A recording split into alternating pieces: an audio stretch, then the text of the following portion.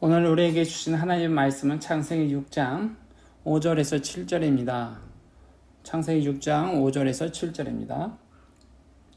여호와께서 사람의 죄악이 세상의 관용함과 그 마음의 생각의 모든 계획이 항상 악할 뿐임을 보시고 땅 위에 사람을 지으셨음을 한탄하사 마음에 근심하시고 가라사대 때 나의 창조한 사람을 내가 지면에서 쓸어버리되 사람으로부터 육축과 기는 것과 공중의 색까지 그리하리니 이는 내가 그것을 지었음을 한탄하심이라 하시니라. 죄악으로 인해서 하나님의 마음에 대한 표현이 있죠. 사람들의 죄악으로 인해서 하나님께서 한탄하셨다는 표현이 방금 우리가 읽었던 말씀입니다. 하나님은 하나님의 사람들의 거룩함을 유지하기를 원하지요. 하나님의 자녀로서, 하나님의 백성으로서 거룩함을 유지하기를 원하는데 오히려 타락과 죄악으로 인해서 그 거룩함을 드러내지 못하게 됩니다. 그 결과 하나님께서 다시 쓸어버리시고 새롭게 하나님의 백성을 만들어 가시려고 하는 것이죠. 아담을 통해서 또한 이제 안 돼서 이제 노아로 하나님께서 하려고 하는 건데 8절에 보니까 이런 한탄하시고 쓸어버리겠다라고 말씀하시면서 그러나라고 하면서 8절에 보니까 그러나 노아는 여호와께 은혜를 입었더라 라고 하시고 있어요. 노아는 여호와께 은혜를 입었습니다 라고 하는데 이 노아가 은혜를 입었다는 것은 노아의 행위가 아니라 하나님의 은혜라는 것이죠. 그렇게 우리가 하나님의 은혜를 입은 것은 감사할 뿐이에요. 노아가 하나님의 여호와의 은혜를 입었다는 건 감사할 일이죠. 우리의 행위가 아니라 하나님의 은혜를 입었다는 것이죠. 하나님 선택하심에 대해서 예정되었다는 것은 우리가 어떻게 하죠? 감사를 돌릴 뿐입니다. 우리가 예정했다 해서 어떤 결정론으로 생각하는데 그것이 아니라 하나님의 은혜에 대해 고백하는 겁니다. 하나님이 나를 부르시고 나를 선택하셨구나 라는 표현에서 에베소서에서 하나님께서 창세전부터 선택하셨다라는 것은 결정론이 아니라 하나님이 나를 부르셨구나 라는 은혜를 입었구나 라는 것에 대한 감사를 돌리는 것이에요. 자, 하나님께서 여기서 한탄하시고 다 쓸어버리시겠다고 하면서 그러나 노아는 여호와께 은혜를 입었다라는 거, 하나님께서 남은 자를 항상 두시는 것을 볼 수 있어요. 하나님의 백성들을 이어가시도록 하나님께서 남겨둔 것을 볼 수 있습니다. 그래서 신약에서는 남은 자 사상이라는 표현이 있는데요.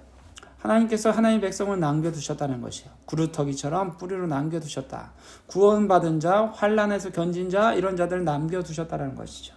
그래서 계시록에서 보면 그것이 14만 4천 명 이렇게 해서 환난에서 견딘 자들 이런 표현으로 있습니다. 흰옷 입은 사람들 이렇게 표현하고 있는데 엘리야가 하나님께 목숨을 거두어 달라고 막 한탄할 때가 있어요. 바알과 아세라의 제사장들과 싸우고 나서 하나님께 엘리야가 하나님 내 목숨을 거둬가십시오 라고 했을 때 하나님께서 엘리야에게 하셨던 말씀이 7천 명이 남겨져 있다라고 하셨죠.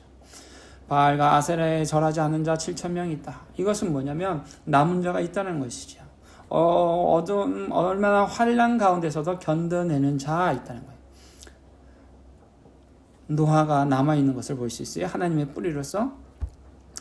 나중에 이 결과로서 이 사람이 하나님의 은혜를 입었구나라고 생각하게 되는 표현이 있는데 6장 9절에 보면 노아가 하나님의 은혜를 입었다라는 것을 통해서 얼마나 노아가 그 감격하면서 감사를 돌리면서 살았는지에 대한 평가가 6장 9절에 있는 것입니다. 노아의 사정은 이러하니라. 노아는 의인이요 당세의 완전한 자라 그가 하나님과 동행하였으며. 노아의 사정은 이러하니라 하면서 노아에 대한 평가하는 거예요. 노아가 하나님의 은혜를 입고 그것을 감사하고 하나님께 돌렸을 때 노아의 삶이 이러한 삶을 살았다라는 것을 평가하는 거죠. 결론적으로요. 노아의 삶을 뒤돌아보면서 평가할 때 그의 삶이 하나님에 대해서 이와 같았다라는 표현이에요. 의인이고 당세의 완전한 자고 하나님과 동행한 삶을 살았다라는 표현입니다. 우리가 하나님 앞에 감사하고 하나님의 은혜를 입었을 때 이 삶을 추구하게 되는 거죠. 하나님의 은혜를 깨닫지 않으면 내가 한 거지라고 생각하죠. 그러나 하나님의 은혜를 잃지 않고 살아간 사람들한테 노아와 같은 평가가 우리에게 있을 것입니다. 그러고 난 다음에 7장서부터 이제 뭐 방주를 짓고 한 내용들 쭉 나옵니다. 노아의 방주 사건이 나오고 9장 1절에 한번 볼까요? 9장 1절과 7절에 보면 방주에서 나와가지고 하나님이 노아와 아들에게 복을 주시는 거예요. 그러면서 그들에게 생육하고 번성하고 땅에 충만하라는 표현들이 있습니다. 9장 1절의 뒷부분에 보면 생육하고 번성하여 땅에 충만하라 라고 말씀하시고 9장 7절에도 너희는 생육하고 번성하며 땅에 편만하여 그 중에서 번성하라 하셨더라. 아담에게 하셨던 말씀 창세기 1장 28절에 아담에게 주셨던 말씀이 노아와 노아의 가족에게 주는 것이요. 하나님의 백성으로서 생육하고 번성하라라는 표현이죠. 새롭게 하나님께서 노아를 통해서 하나님 백성을 만들어 가신다는 것이죠. 아담에게 하셨던 말씀을 노아에게도 하시는 것이죠. 9장 6절에 보면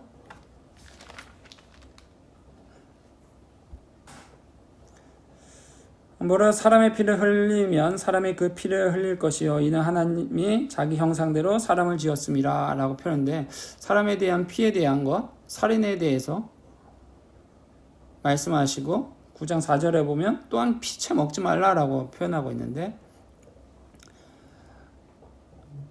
여기서 살인에 대해서 말씀하시는 거 하나님의 형상을 닮았기에 사람의 생명이 중요하다는 것을 말씀하고 있는 거예요. 사람의 인권이라는 것, 왜 인권이 중요하죠? 하나님의 형상을 기초로 하기 때문에 그렇습니다. 하나님의 형상을 닮았기에 사람이 존귀하고 중요하다는 것이죠. 심지어는 더 중요한 것은 이제 예수님이 그 사람을 위해서 생명을 주셨기 때문이에요. 그렇기 때문에 사람에 있어서의 가치가 중요하다는 것이죠.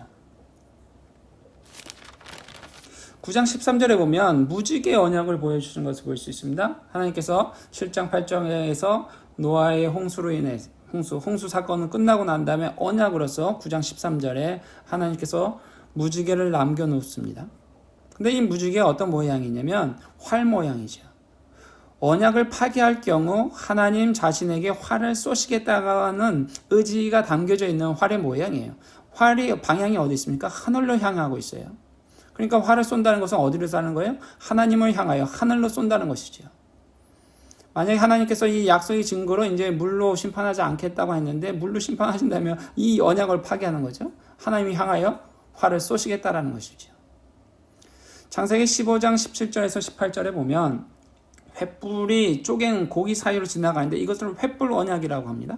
무지개 언약 말고 이제 횃불 언약인데 만약 하나님께서 언약을 파기하시면 그 쪼갠 고기처럼 하나님 자신이 그렇게 되겠다는 거예요. 다시 말해서 하나님의 언약을 파기하지 않겠다는 것이죠. 그만큼 언약을 약속을 지키겠다는 의지가 담겨 있는 것을 볼 수 있습니다. 하나님의 아브라함에게 보여주셨던 것. 하나님의 약속과 언약은 확고하다는 거예요. 우리에게 말씀하셨던 것 반드시 지키시는 하나님이십니다.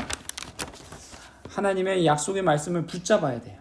하나님 나에게 주셨던 말씀, 아브라함에게 약속하셨던 말씀, 너의 자손이 별과 같이 빛나겠다는 그 말씀 붙잡고 나가는 것처럼 하나님께서 우리에게 하셨던 말씀 붙잡고 나가야 하는 것이죠. 언약에 대해서 하나님의 이름으로 언약을 하신 거거든요. 하나님이 노아가 한 것이 아니고 하나님이 하나님의 이름으로 언약을 한 거예요. 하나님이 아브라함과 한 거 아니라 하나님의 이름으로 하나님에게 하신 것이죠. 9장 22절하고 23절에 보면 하나의 또한 사건이 나옵니다. 노아의 자녀들인데 셈, 함, 야벳 세 사람이 있는데 가나안의 아비 함이 그의 아비의 하체를 보고 흉을 보죠. 그리고 23절에 보면 셈과 아벳이 아비의 부끄러움을 가려주는 것이에요. 옷으로. 그리고 함과 또한 셈과 아벳에 대해서 노아의 축복과 저주에 관한 얘기가 나옵니다. 25절에 보면 가나안 아비 함에 대해서 그리고 9장 26절에는 셈에 대해서 9장 27절에는 아벳에 대해서 축복과 저주에 대한 얘기를 합니다. 9장 25절을 볼까요? 이에 가로되 가나안은 저주를 받아 그 형제들의 종들의 종이 되기를 원하노라. 가나안이 함의 후손인데요. 함에 대해서 하는 거예요. 함과 그의 자녀들에게 저주를 받아서 형제들의 종이 되는 거죠. 어디 쪽에 많이 있냐? 아프리카 쪽에 많이 있는 사람들이 함이에요. 그리고 함의 자손 중에서 나중에 보면 니므롯이라는 사람이 있어요. 10장 8절에 보면 특별히 함의 자녀 중에 구수가 니므롯을 낳는데 10장 8절입니다. 10장 9절에서는 하나님 앞에 특이한 사냥꾼이라고 했어요. 문명을 창조해 나가는 사람이 이 니므롯입니다. 그리고 10장 10절에 그의 나라는 시날 땅의 바벨과 에렉에서 이렇게 시작되는 것을 보이죠. 시날 땅. 시날 땅이라는 것은 무엇이죠? 바벨탑을 11장에 바벨탑을 지었던 곳이에요. 니므롯은 하나님을 대적하는 사람으로서 서게 되어 있고 그리고 그 시날 땅에 바벨탑을 쌓게 됩니다. 어떻게 하죠? 하나님과 같이 데리고 바벨탑을 쌓고 있는데 이 니므롯이라는 사람은 현대 역사가에서 보면 수메르 쪽 계열, 수메르의 쪽의 창시 아닌가라고 이렇게 보게 되는데 수메르 사람들이 어디서 왔습니까? 라는 것에 대해서 역사가들은 알지 못하고 있습니다. 그냥 어디서 왔다라고 추측만 하고 있는 건데 이 니므롯이라는 사람이 수메르의 왕가에서 왕으로 갈그메시의 왕이라고 하기도 하고 또 다른 왕이라고도 하는데 거기서 보면 수메르의 점토에 보면 홍수에 대한 내용이 나와요. 그리고 이 니므롯은 어떤 하나님 앞에 어떻습니까? 세상 문화를 창조해 나가는 사람. 지금의 이라크인데 메소포타미아 문명이 거기서 시작되는 것을 볼 수 있어요. 시날 평야 이쪽에서. 하나님과 멀어져 가니까 세상 문화에 쫙 뻗어 나가는 것이죠. 그리고 아프리카 쪽에 있는 사람들, 가나안의 아비, 함의 자녀들, 이 아프리카하고 가나안 쪽 이 사람들이 지금 어려움 당하고 있죠. 셈 밑에 또 아벨의 후손 밑에 있는 것을 볼 수 있습니다. 26절에 보면 셈의 하나님 여호와를 찬송하리로다. 가나안은 셈의 종이 되고 가나안이 셈의 종이 됩니다. 형제의 종이 된다고 했고 27절은 하나님의 아벳을 창대케 하사 셈의 장막에 거하게 하시고 가나안은 그의 종이 되게 하시니라. 아벳이 셈은 또 가나안은 또 아벳의 종이 되고요. 생명의 장막에 있게 하고. 궁극적으로 셈은 어떻게 있습니까? 구원의 계획. 아브라함이 셈족입니다. 그리고 예수님까지 다윗과 예수님까지 이루는데 구원의 영향 아래 가나안이나 아벳이나 다 그 안에 거하게 되는 것을 볼 수 있어요.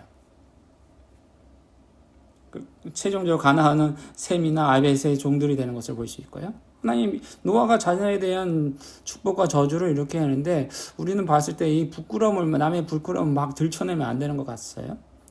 오히려 가려줘야지. 가려주는 자들에게 하나님 축복이 있는 것을 볼 수 있습니다.